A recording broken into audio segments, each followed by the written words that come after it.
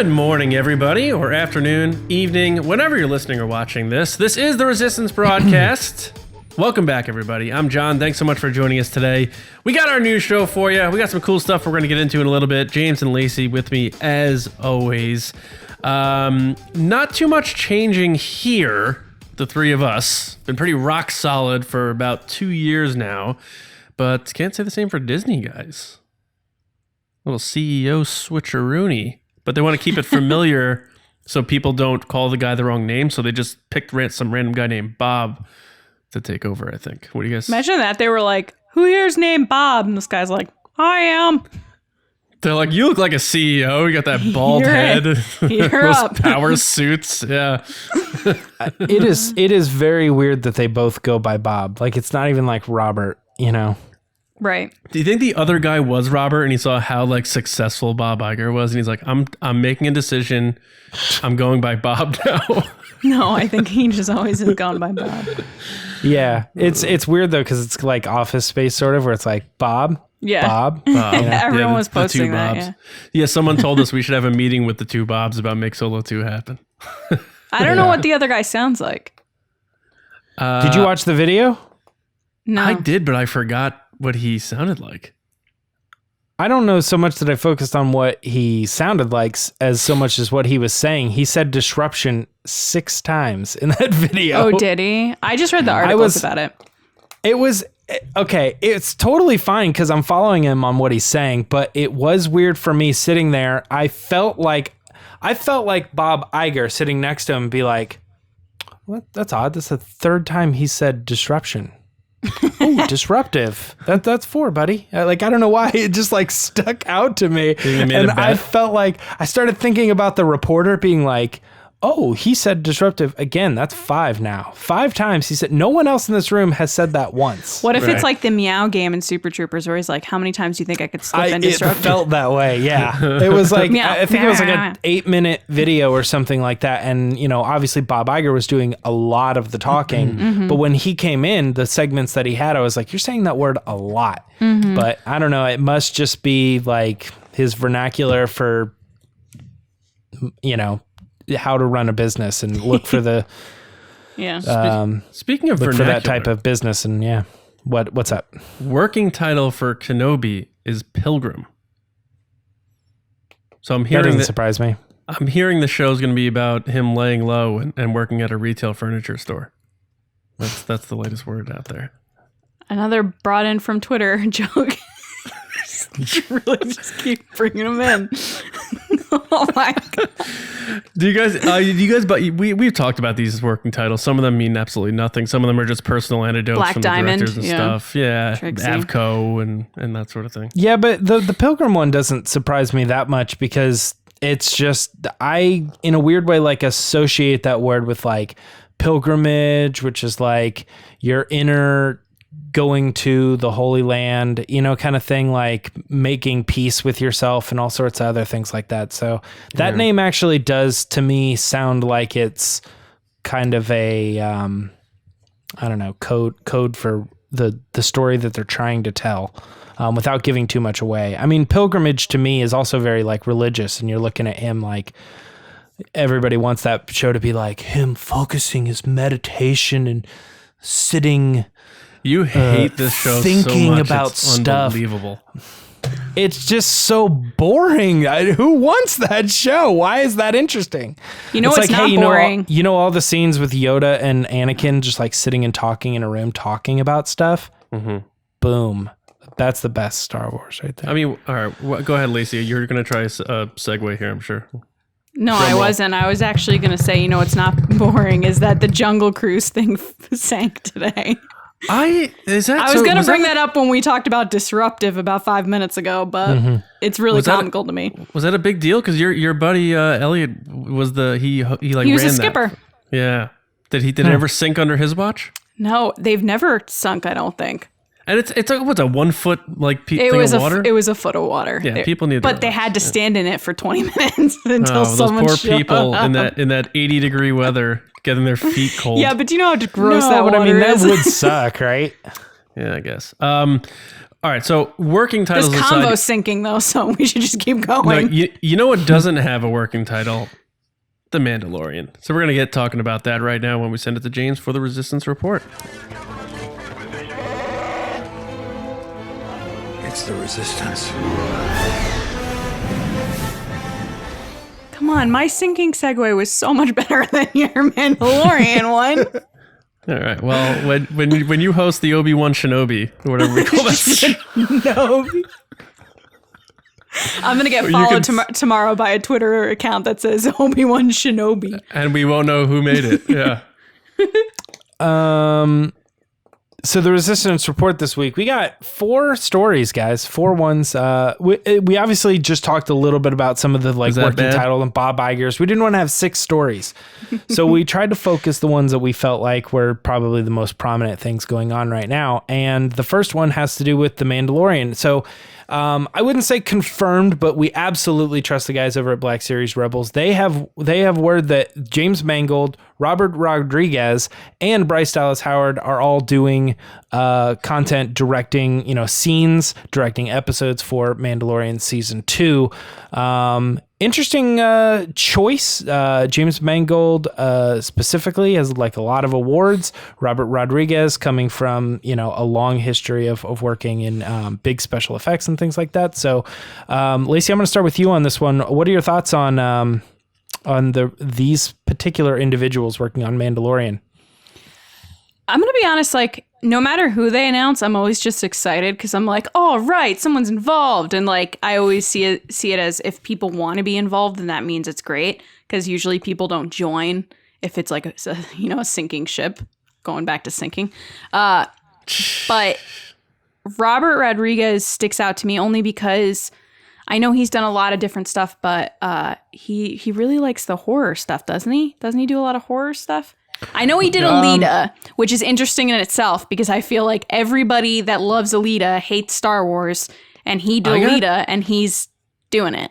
I literally got yelled at by somebody on Twitter for not using Alita as one of his references of stuff he's worked on in the article, in my report.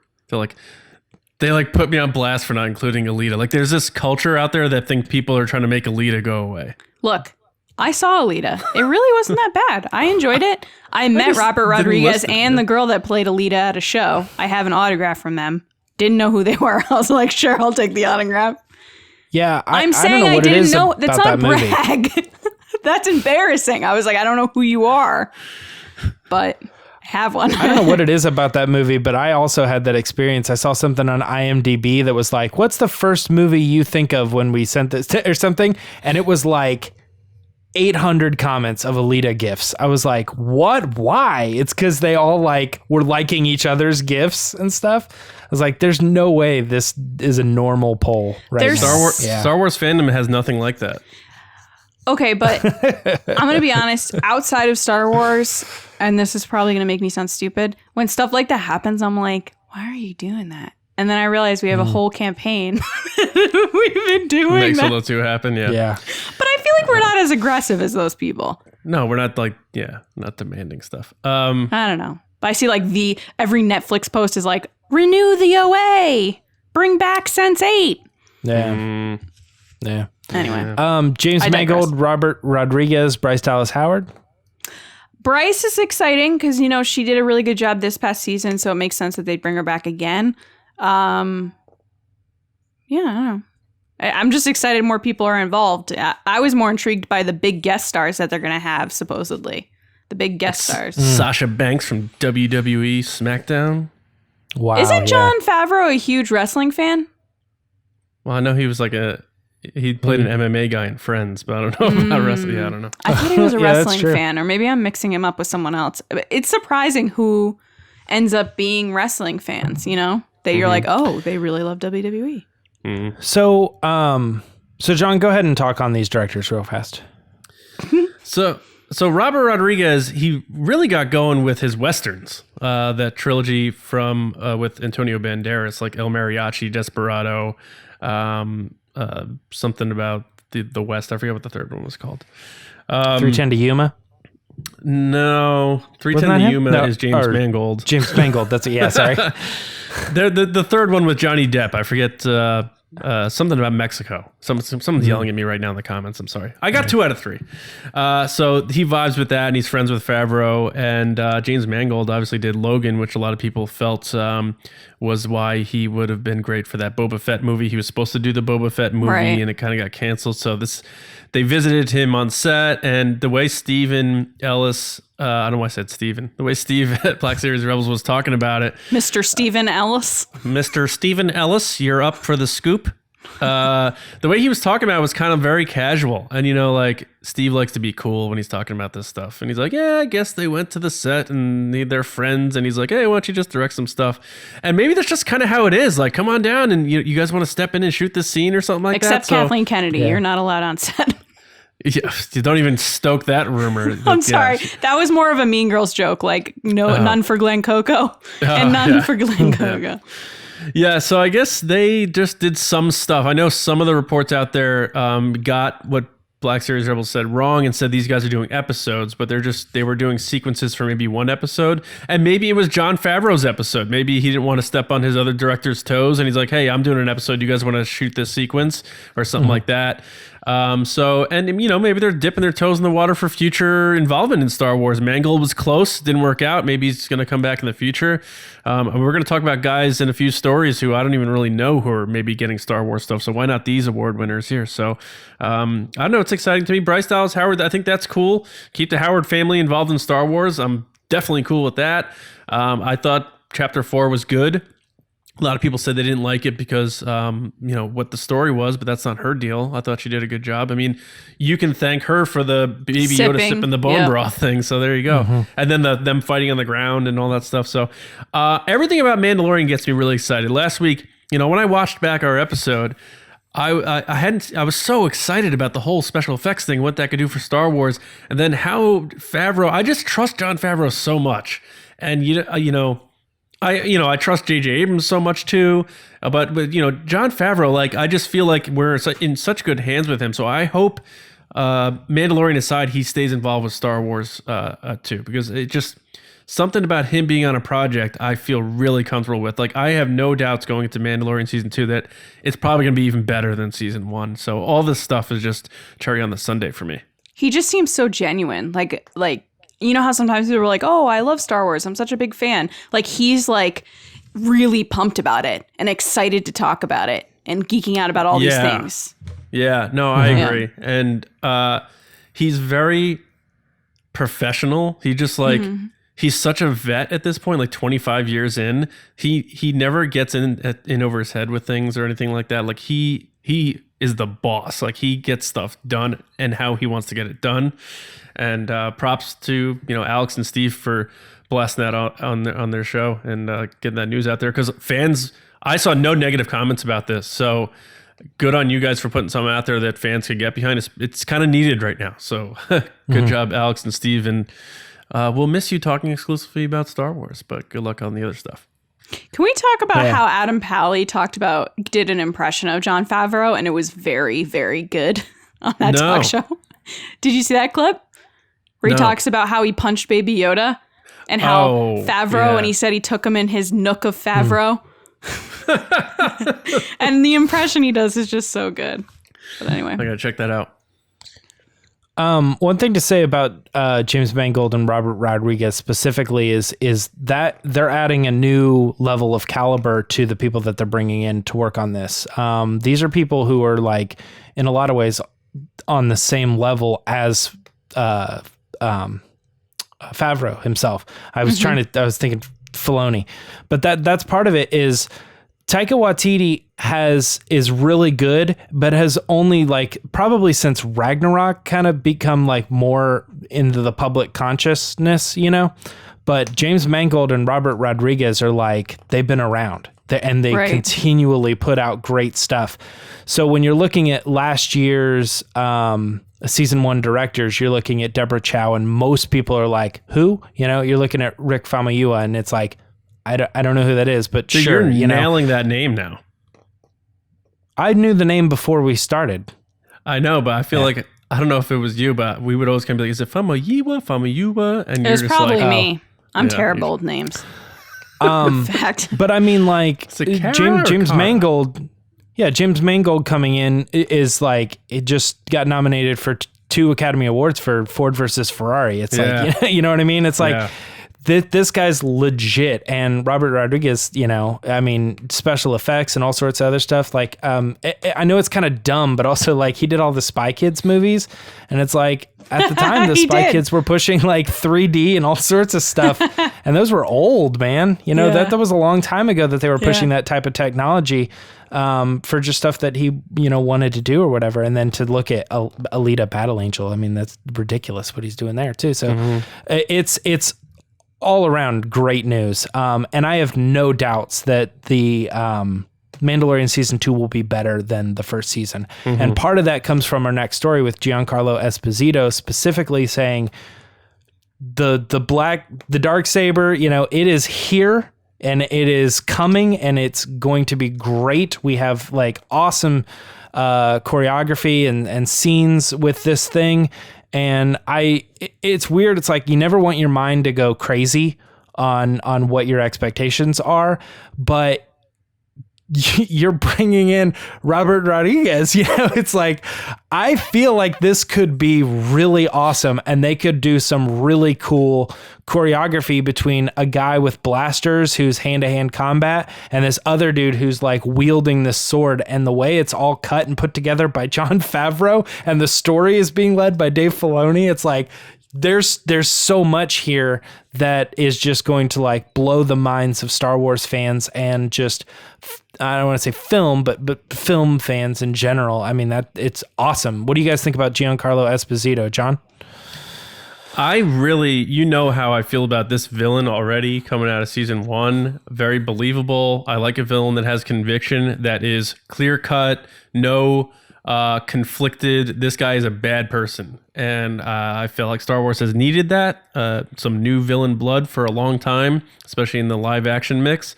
So not even being a huge Breaking Bad fan, I like this actor. I like Giancarlo Esposito. And the little bit we saw of him in season 1, I was sold on what this guy was all about. I believed of his intentions. What he said he was going to do, he did. He's a scary villain. Like, he is not messing around. He will kill you. And He has some Tarkin in him. I agree. Yeah, very, very calculated and cold. And I'm gonna blow up this planet right now, and I just did. Yeah. I like what he's saying. He seems very excited. He's like, yeah, we're doing all this kind of action stuff with these lightsabers. It's very epic, and I'm battling these people and doing this stuff. Now, some people took this story and said it's going to be lightsaber on lightsaber. They think there's going to be some kind of duel. He says nothing about another lightsaber. So, like you're saying, James, he could be deflecting things or getting tangled up, and someone's trying to get the Darksaber from him, that sort of thing. Some people are thinking this means Sabine's going to get in the mix in live action. I don't know about that. I still doubt that. But I like what he said. Not to jump in, but was there not something that he said? Let me find it, because he did say something that made it seem like he's like, I'm proud to be one of the people that wields this saber or something like that. He said I was the only one in season 1 who got to wield it. Yes, which implies that he will not be the only one in season 2 who gets to wield it. That's why. It does. That's fair. That is a bit of an implication. Yeah, I agree. That's a bit of an implication. But I do also like him touching on. They were asking him about Baby Yoda and stuff. But overall, it's a quick story. Again, it's an actor, and I beat this point over the head. It's an actor who really sounds like he's enjoying being in Star Wars, and that means a lot to me. It makes me feel good knowing these people enjoy doing these things, because I saw an interview with Robert Downey Jr. recently from a few years ago talking about Avengers Infinity War and Endgame, and he was passionately talking about the characters and the process of making that stuff. And it made me think of people like an Adam Driver or Harrison Ford, who you feel are a little bit distant from it, and sometimes maybe even think they're a little above it in a way as like artistic actors. But someone as good as Robert Downey Jr. was, as good as he is, is still just so entrenched in what he's doing with that character. And I like when Star Wars actors take on that. And I feel like this guy does capture that. He's a good actor. He's talented, but he seems to be really into what's going on here. And so does the rest of this cast. So maybe that's another big part of why I've really taken to the show. Anything to add to that, Lacey? I don't know. John just said a lot. I mean, I'm excited that he's coming back as the villain. Obviously, he's a great villain. I'm not the biggest fan of the Darksaber like a lot of people are. I think it's cool. I think they did a really good job with it. But I feel like anytime the Darksaber is mentioned, people like freak out. And I feel bad that I'm not one of those people that freak out. It just isn't my thing. But I'm interested to see what he does with it. I'm interested to see who ends up wielding it. He makes mention of Baby Yoda, like, oh, he's just trying to figure out what this is. I don't know what he means by this. Like, I feel like he was too general. So you're like, okay, is he talking about the world itself, the situation, the Darksaber? Like, I wasn't really sure what he meant. But like John said, he seems excited to be part of the show, and that's wonderful. And I just wish the show was happening sooner and not October. I agree with that. Do you think that he will be the only one to wield the saber? No. So who do you think? Probably the Mandalorian. That's crazy. Yes. Well, I guess so. That to me means more than anybody else. Like if he gets it, then that means he serves a new purpose or something, you know? He's the Mandalore, right? Yeah. Yeah. He becomes the Mandalorian. Yeah. Yeah. Which he already is. I feel like that's like the completion of his like Voltron. Like he comes with nothing. He gets his Beskar. He gets his Signet. He gets his jetpack. And then he's going to get the Darksaber. Like he's just he could end up losing it again. No, I know. But you go from nothing to everything. But I don't know. Lacey, you said you weren't sure what he meant. I think he means that Baby Yoda is going to see the Darksaber and like really wonder what that's all about. I think that's what he's kind of saying. So it almost sounds like he was trying to be generic, like general, and not be specific, so that he doesn't get in trouble. But I think he ended up, I don't know, being too general that it doesn't. Like looking back at the quote, to me, it doesn't really make sense.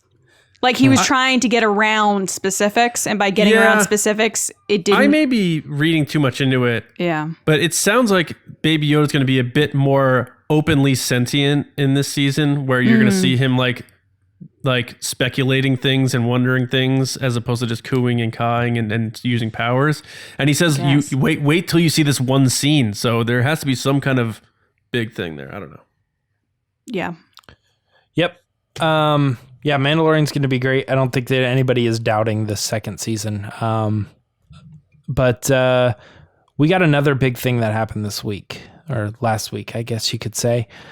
And that is Project Luminous. This is so big, in fact, that we're probably going to give our rough takes right here on Resistance Report and try to dive a little deeper into what we think about all of this new content that's coming out on Thursday's episode. But for the sake of just right now, let's talk about it. It's a thing. Let's get our initial impressions out there. Lacey, Project Luminous, how many books from Amazon and Disney.com are you going to order?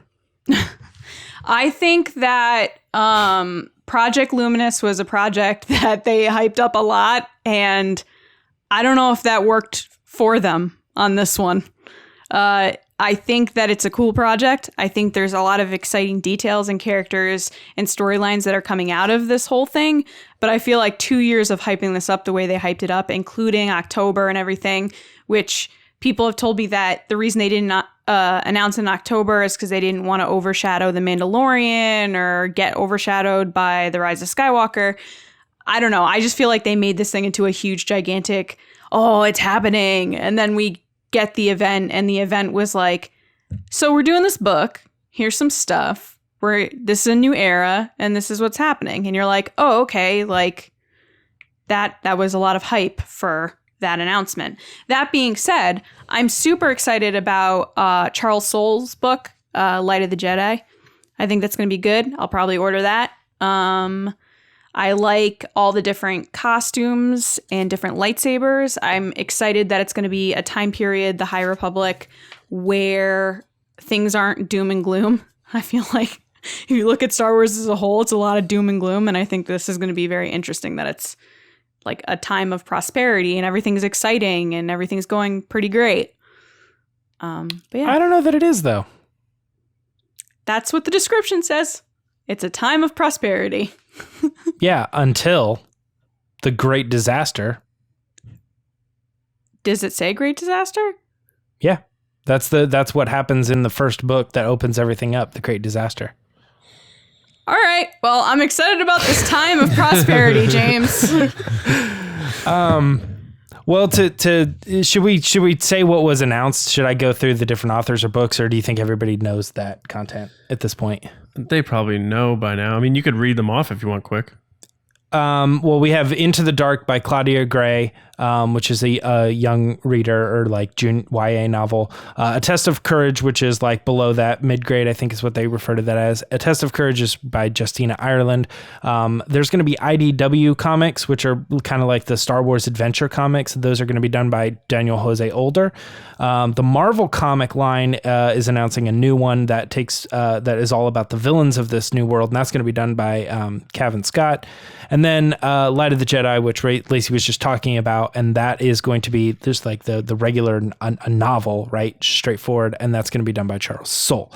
Those were the ones that they announced. And again, not to be too contrarian, Lacey, but I actually think they did the perfect amount of publishing for this. Anybody who was freaking out or thinking this was going to be bigger, I think was kind of in a way like overstepping your boundaries. They were very clear what this was going to be the whole time, you know?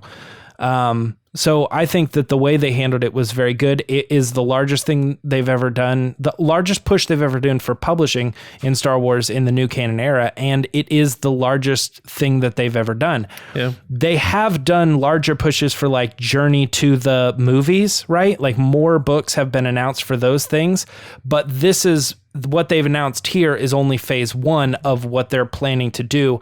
And this thing also will continue to grow as we would speculate, right? We speculate it's going to be bigger. It's going to be video games. They're eventually going to do other comics.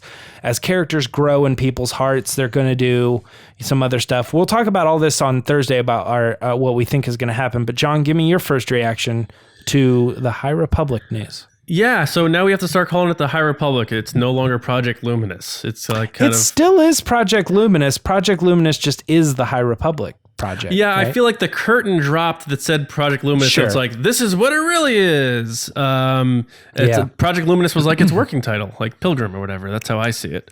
But yeah, High Republic. I think it's cool that they are starting in a new area where we're going to meet new characters and kind of get a fresh start on Star Wars.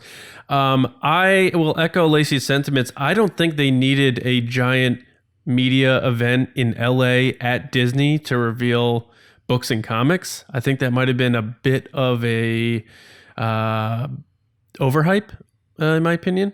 But I'll get into why I feel that way on Thursday when we get into the discussion. But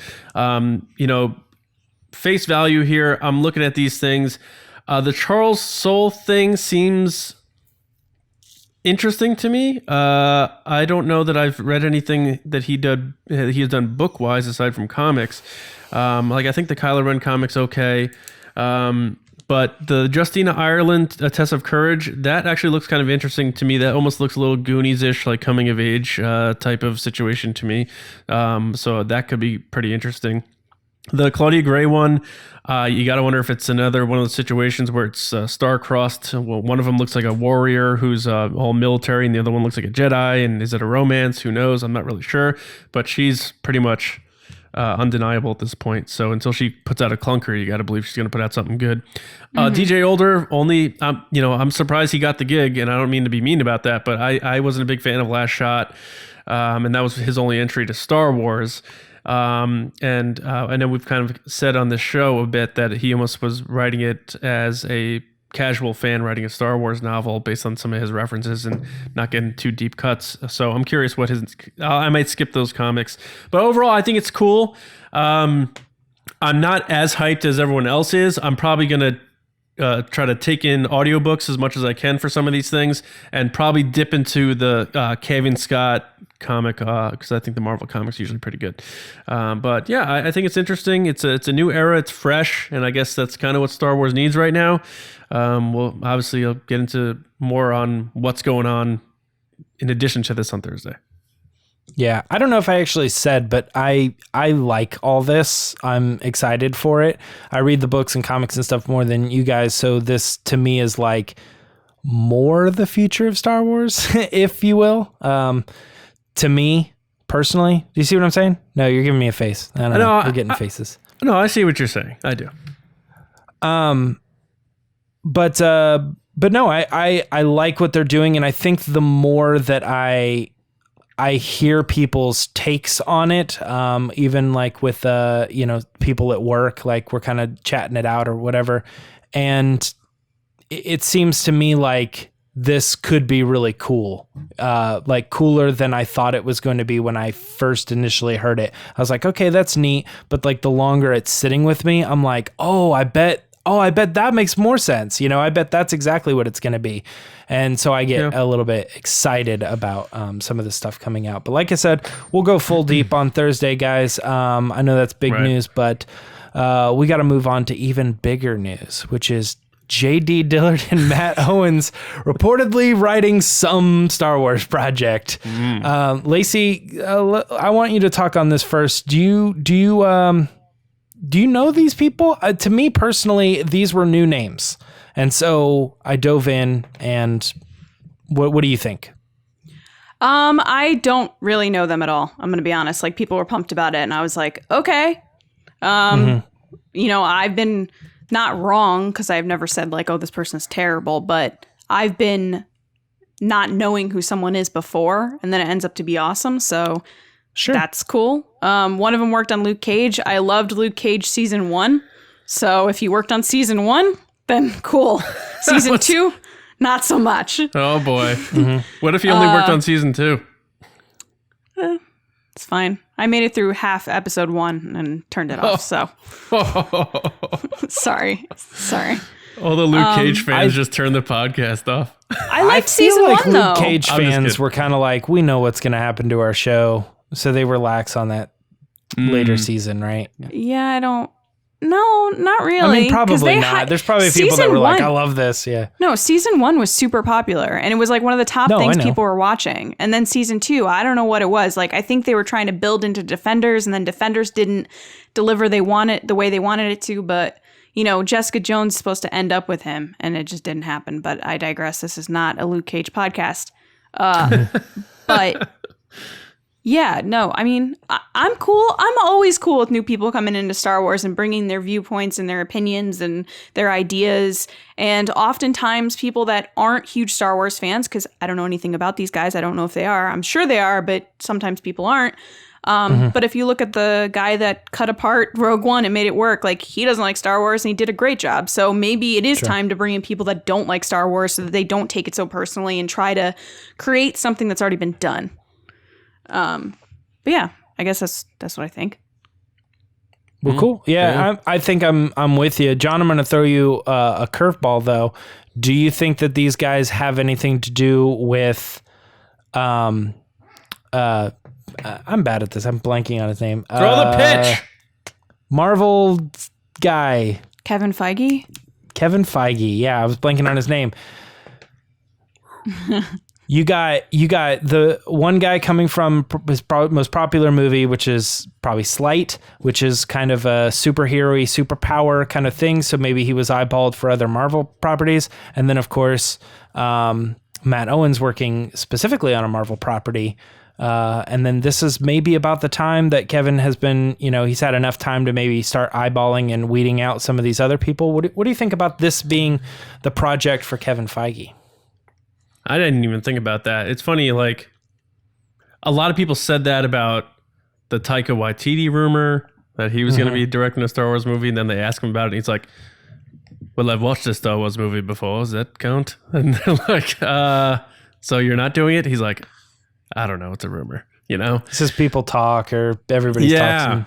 Everybody's in talks or something. So if Taika's was reported by a big trade and he's saying that's a rumor, although I still think that might be true. But these guys, like you say, the three of us don't really know these guys very well, and I'm sure a lot of our listeners may be bigger fans, and they may say you're crazy for not knowing them or something like that. But I'm just being honest. I don't really know these guys very well. So when I heard it, I was like, oh, okay, you just feel like you're always hearing people are doing Star Wars, like this person's developing a Star Wars thing. This person's developing a Star Wars thing. We still have Rian Johnson waiting to develop his Star Wars stuff. He's still there. James Mangold doing the Boba Fett show. It's happening. Yeah, right? The Boba Fett movie, the Boba Fett show, the Boba Fett everything. Yeah. So Josh Trank. I don't know. I'm not buying that curveball with that it's a Feige thing.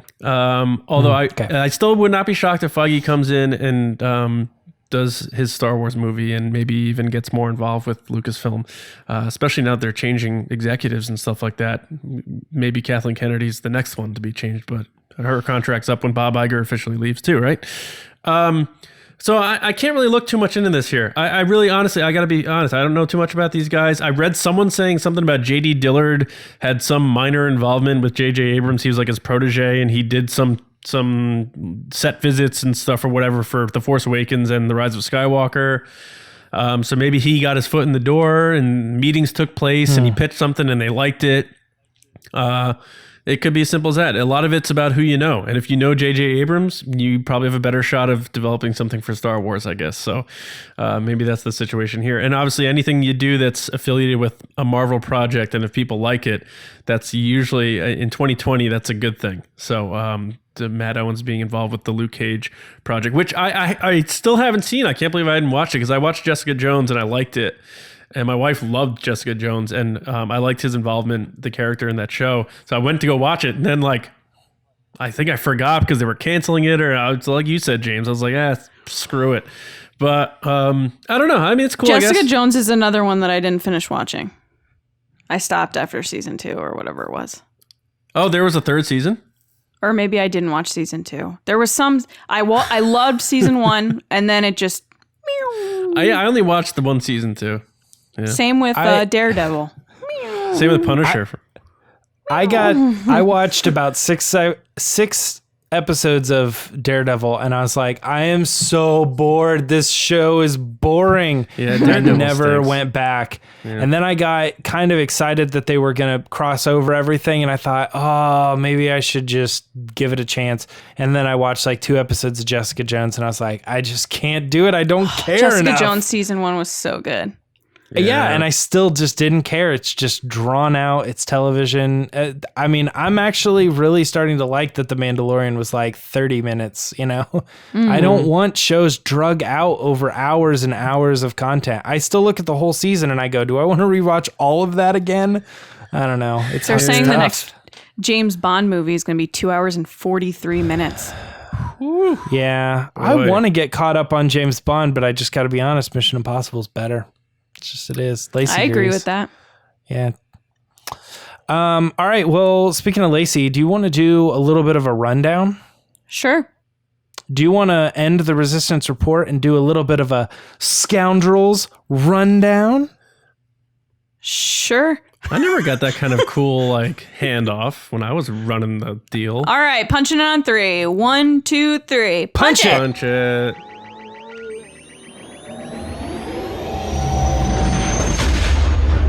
All right, if you are watching the return of the Clone Wars, make sure you're also watching our reaction show, the Clone Wars Fan Show, which is hosted by James and featured exclusively on the Star Wars Newsnet YouTube channel. The next episode will be out on Friday, covering Season 7, Episode 3. Episode 3.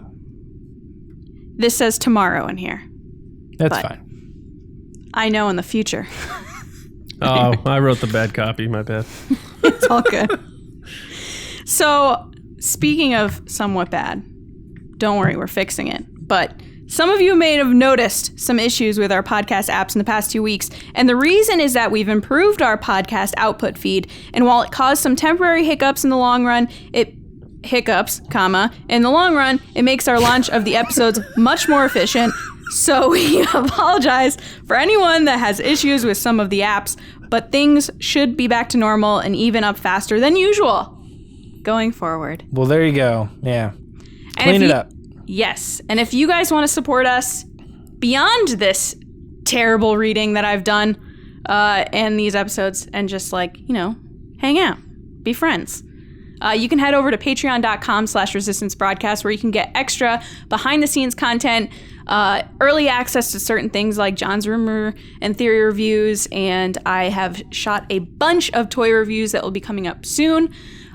We have, starting tomorrow, a very special offer for new Resistance members that are Admiral and General. If you go to one of those ranks, you get a special I Am All the Jedi magnet using the design from the Rey shirt, which has been super popular for us with Rey in the Starry Sky, and then I Am All the Jedi and Return of the Jedi font.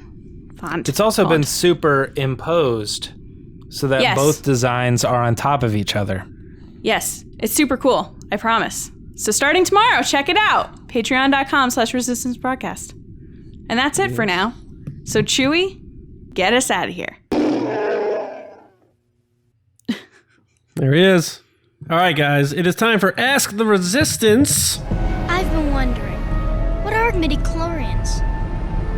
Just had to clear my throat, muted my mic. Pro style. So we always ask you guys to send in your questions. You use hashtag Ask the Resistance so we could find it. We appreciate that. Sometimes you email them if you're a little shy. I get it. All good. But we have a few here, so we're going to get through them now. Lacey, this first one is going to you. We're changing things up here. You're going first. Oh my goodness. The change. I can't handle it. First time listeners are like, oh, she must not go first. Mike Rumore at Drum Jedi said, what kind of character would you want to be in the High Republic era? A Texas Ranger style Jedi, a Nihil, or a Denizens of the Galaxy like a smuggler or bounty hunter? Hey, Mike. How's it going? I would want to be a Jedi always because they get lightsabers. Anybody that doesn't choose Jedi is lying to you. Mm-hmm. Unless they want to be a bad guy, because some bad guys might have lightsabers. We don't know yet. But probably a good guy because I'm a good person deep down. So Jedi. He also said, Lacey, you can't just bring people a pen either. Did he really say that? He did. Yes. You know what's funny? Before I answered, I was going to say I'd just be a person that would work in an office somewhere at the Jedi Temple. Like, here you go. Master Yoda, you have a meeting. I said that once about one of Mello's things. It was like, would you be Resistance or not Resistance? It was like a Rebel or Empire or whatever. And I was like, the truth is we would all be Empire, because none of us are actually legitimately like fighting the government. Rebellious, yeah.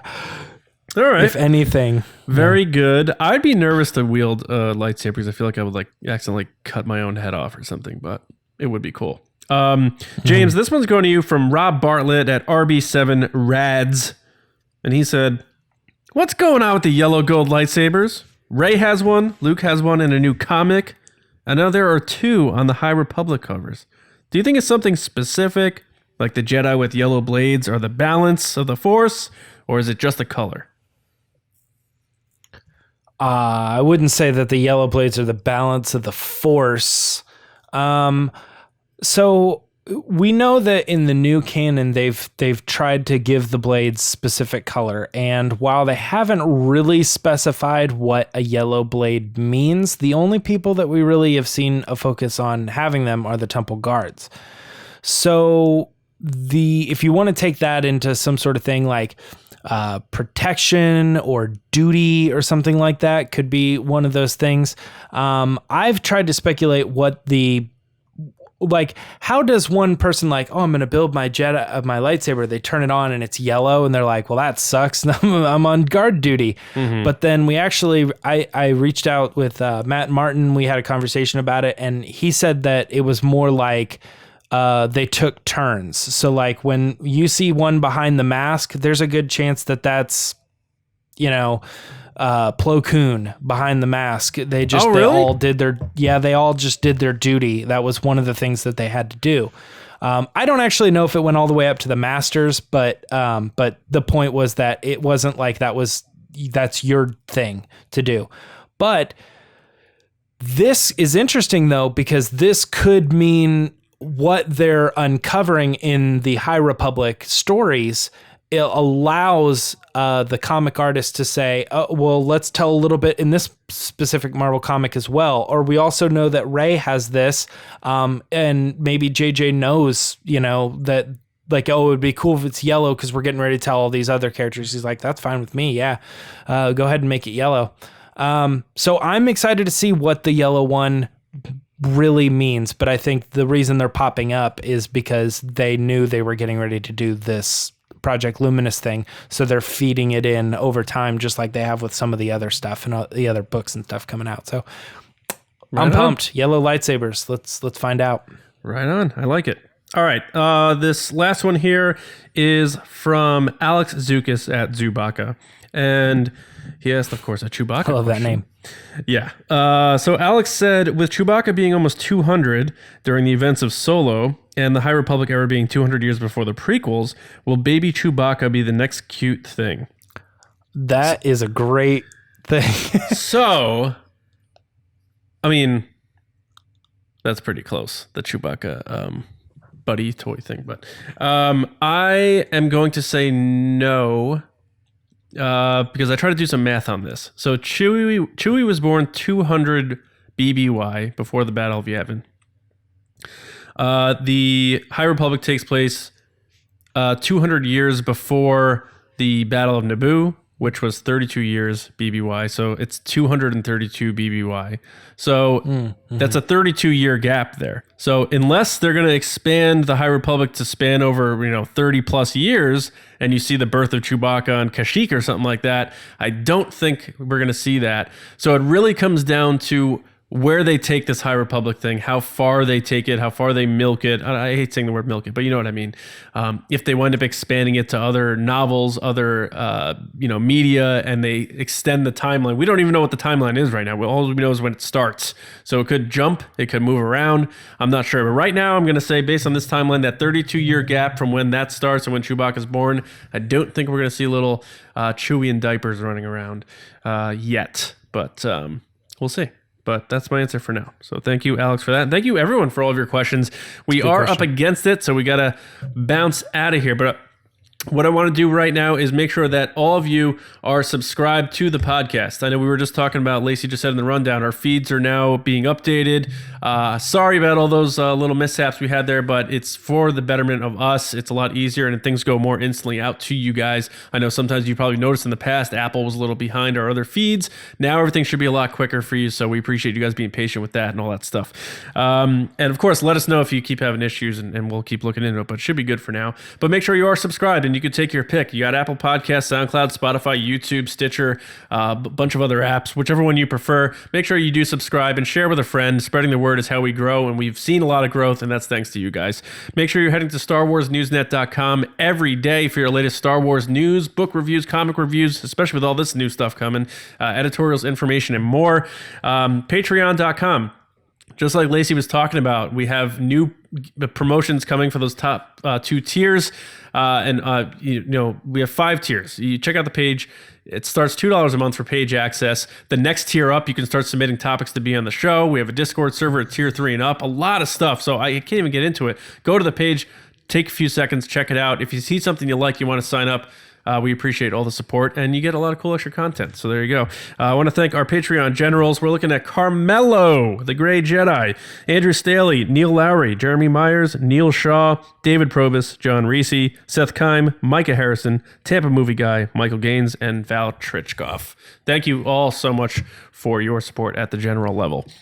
You guys can find me on Twitter at Johnny Hoey and at StarWarsNewsNet.com. James? Twitter and Instagram at Meyer Chunks. Simple as that. You're going to get that James Baney one day. I'm telling you, it's going to happen. Nah, I don't know. Lacey, how about you? People can find me on Twitter and Instagram at Lacey Gillerin. All right, guys. We hope you enjoyed this episode. We hope you enjoy your week. And if you thought we pinched it a little bit on talking about High Republic, do not worry, because as James said before, we're going to really get into it in a discussion on Thursday, in addition to other fun stuff as always. So until then, when the base opens once again, we will see you around, kids.